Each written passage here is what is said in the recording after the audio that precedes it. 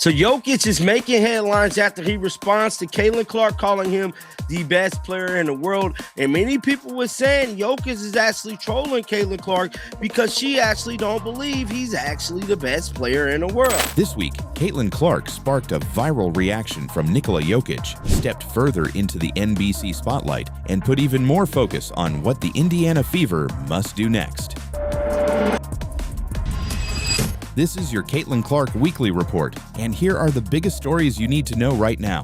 The biggest Caitlin Clark story this week came after she gave Nikola Jokic major praise and got a reaction that quickly traveled across the basketball world. It's so interesting, Caitlin, because when I heard the Joker talking about his injury, missing an extended period of time, I thought about you too, because you've been through that, and the first time it happened was last season. So just returning and seeing how the Joker now averaging almost a triple-double, leading the NBA in it, how is it hard to return back to that type of form? Well, I think your greatest ability is your availability, and you certainly learn that when you're sitting on the bench, but I also think it teaches you a different aspect of leadership and being a great teammate, but he certainly didn't miss a beat. I think everybody knew he was going to do everything he could to get back, and I mean, there's not many people that average a triple-double, let alone you're lucky enough to get maybe a couple of those in a season. He's done it all year long in back-to-back years, so it's pretty incredible, and honestly, he's probably my favorite player to watch, and I think he's the best player in the world. Clark spoke very highly of Jokic and made it clear how much she respects his game. That alone was enough to get attention, but what turned it into a bigger story was Jokic's response. ESPN pushed the moment after Jokic reacted with a smirk and a one-liner, and suddenly what could have been a simple compliment became one of the week's most shareable basketball moments. Kind of random, but I saw that Caitlin Clark said earlier that you're her favorite player to watch in the NBA. I'm just curious if, what your familiarity is with her, if you've kind of kept up with her. We have the same agent. That's why she said it. And that is what matters here. This was not just a funny exchange between a WNBA star and an NBA superstar. It was another reminder that Caitlin Clark's voice now carries across the entire sport, not just the WNBA, not just Fever coverage, basketball as a whole. That is a different level of influence. When a player like Jokic is responding to something Clark said, it shows that her profile has moved far beyond rookie hype.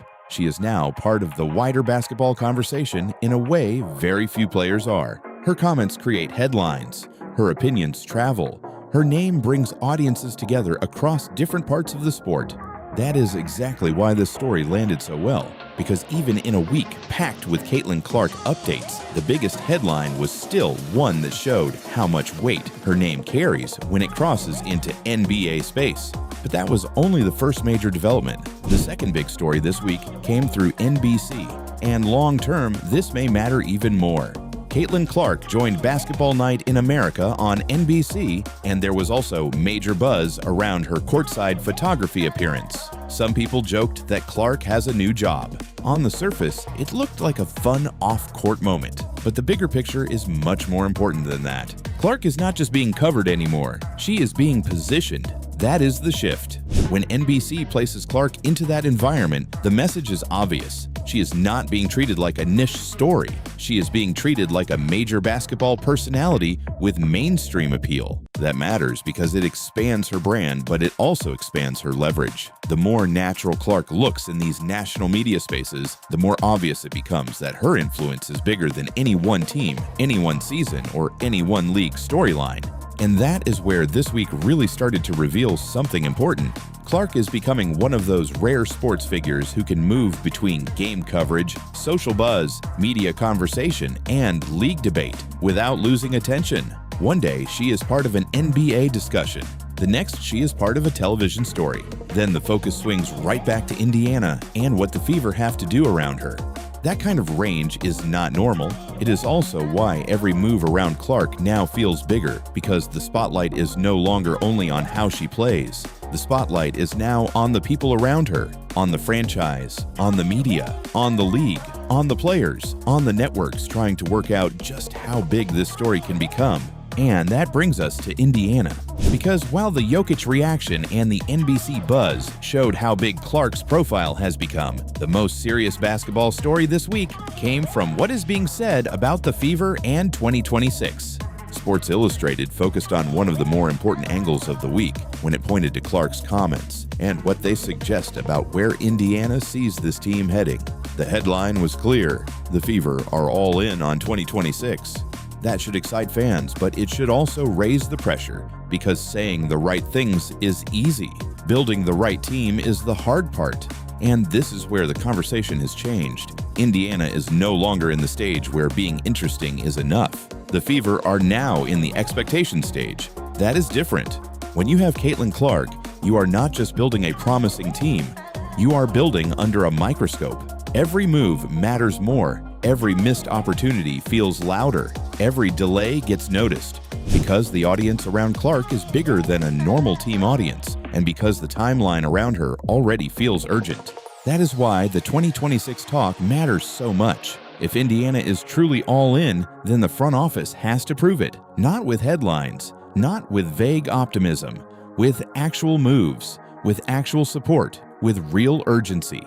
And that connects directly to the next major story of the week. CBS Sports reported on what Clark sees as the Fever's first priority in free agency as the WNBA offseason gets underway. And this is where broad ambition becomes a real test. Everybody says they want to win. Everybody says they are building something. But free agency is where the truth shows up. This is where Clark's era in Indiana gets judged in a different way, not just by how she plays, but by whether the franchise can actually build smartly around her. The Fever only have a small number of players locked in for the 2026 roster, which means this is a major opportunity, but it also means there is real risk. If Indiana gets passive, people will notice. If Indiana misses the moment, fans will feel it immediately. And if Indiana moves aggressively and intelligently, it could change the direction of the franchise very quickly. That is why these Fever stories matter more than they first appear. This is not just off-season filler. This is not just media noise. This is the beginning of the next real pressure point in the Caitlin Clark story. The expectation is no longer simply that Clark will improve. The expectation now is that Indiana must rise to meet her. And that is a very different conversation from 1 year ago. Now, before we get to the bigger takeaway from the week, here are a few quick Caitlin Clark stories that also caught attention. First, there was plenty of reaction around Lexi Hull's vacation and swimsuit photos, with Yahoo Sports and Sports Illustrated both highlighting Clark's response. On its own, this is a lighter story, but it still says something. Interest around the Fever does not stop when the games stop. Even smaller social moments around Clark and her teammates now have enough pull to become headlines. Second, there was more general buzz around Clark's off-season decision and her return to basketball, which kept her right in the middle of the news cycle. That might sound routine, but for Clark, routine attention is still major attention. She remains one of those athletes who can dominate headlines without even needing a game that night.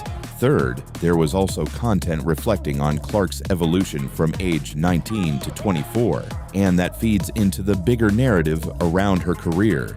Not just the highlights, not just the hype, the actual growth, the development, the scale of where she started and where she is now. And that is why the bigger picture this week is so clear. Caitlin Clark is no longer just a player being covered by the media. She is now one of the people driving the basketball conversation itself. Think about what happened this week. An ESPN moment with Nikola Jokic became a headline because Clark's praise carried weight. An NBC appearance became a talking point because Clark's presence carried mainstream value. A Fever roster discussion became more urgent because Clark's timeline now creates real pressure on the franchise. Even a quick social media reaction around a teammate became content because Clark's orbit now turned small moments into public moments. That is not normal star power. That is franchise shifting, league shifting, media shifting influence. And whether people love that or hate it, the evidence keeps piling up. Clark keeps pulling attention from every direction, from basketball fans, from casual fans, from NBA coverage, from WNBA debate, from social media, from television, from off-season discussion, from people who follow every game, and from people who only show up when her name hits the headline. That is why this weekly format works. Because when it comes to Caitlin Clark, there is no longer just one story to track. There is always the on-court story, the team-building story, the media story, the league story, and the culture story, all moving at the same time. And this week proved that again. The Jokic reaction showed her reach. The NBC moment showed her crossover power. The Fever conversation showed the pressure building around the next phase. And the smaller social stories showed that even the quiet moments around Clark are no longer really quiet at all. So heading into next week, here are the 2 things fans should be watching most closely. First, watch what happens around Indiana's team building conversation, because that is where the real stakes are starting to rise. Second, watch how often Clark continues to appear in wider basketball media spaces, because every time that happens, it reinforces the same point. Her platform is still growing, and if that keeps happening, the Caitlin Clark story is only going to get bigger from here. That is your Caitlin Clark Weekly Report. If you're still watching, drop CC Weekly Report in the comments and tell me which Caitlin Clark story mattered most this week.